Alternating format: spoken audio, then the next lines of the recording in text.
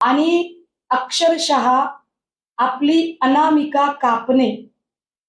आता हे अनामिका कापणे हे काय प्रकरण आहे हे मला माहित नव्हतं. मी त्याची जरा माहिती काढायचा प्रयत्न केला तेव्हा मला त्याची जी माहिती मिळाली ती फार धक्कादायक आहे. मी त्याची एक कॉपी काढून आणली आहे.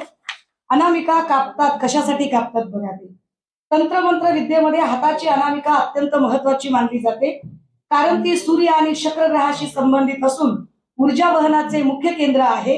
या बोटाचा वापर मुख्यत्वे मंत्राचा प्रभाव वाढवण्यासाठी, विशिष्ट मुद्रा करण्यासाठी किंवा एखाद्या व्यक्तीला वशीभूत करण्यासाठी केला जातो. या बोटाद्वारे ऊर्जा शरीरात प्रवाहित किंवा शोषित केली जाऊ शकते. कशी? तर परत तंत्रमंत्र विद्येच्या लोकांनी सांगितलंय की हे बोट सूर्य म्हणजे यश आणि शुक्र म्हणजे आकर्षण यांच्याशी जोडलेले आहे, ज्यामुळे मंत्रोच्चाराद्वारे एखाद्याला आकर्षित करणे आणि यश प्राप्त करणे असा या तंत्रमंत्र विद्येचा अर्थ आहे. त्यांनी सांगितलं की ताई हे विशिष्ट वेळेला करतात. कधी करतात? हे सोमवती अमावस्येला करतात. हे सोमवती, आम्हाला इतकं काही त्याच्यातलं नॉलेज माहित नव्हतं.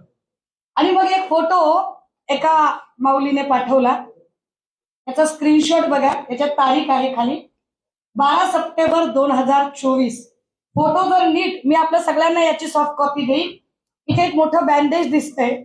चाकणकरांच्या अनामिकेला एक मोठं बँडेज आहे. मी याच्या अलीकडचा पण एक फोटो आहे 9 सप्टेंबरचा. 9 सप्टेंबरला त्या एका कार्यक्रमात बोलताना दिसतात आणि या सगळ्यांच्या तारखा आहेत. हे बघा, इथे सुद्धा बँडेज आहे.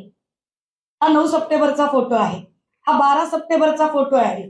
मला कळेना की हा सप्टेंबरचा दिवस कसा आहे. आणि मग हे सगळं शोधल्यानंतर लक्षात आलं की 2 सप्टेंबर 2024 ला सोमवती अमावस्या होती. ज्या बाईंना महिला आयोगाच्या अध्यक्षपदी बसवलेलं आहे त्या बाई 2 सप्टेंबर 2024 ला सोमवती अमावस्येच्या दिवशी स्वतःची अनामिका कापून अशा पद्धतीची तंत्रमंत्र विद्या करतात असं पीडित महिला सांगतात.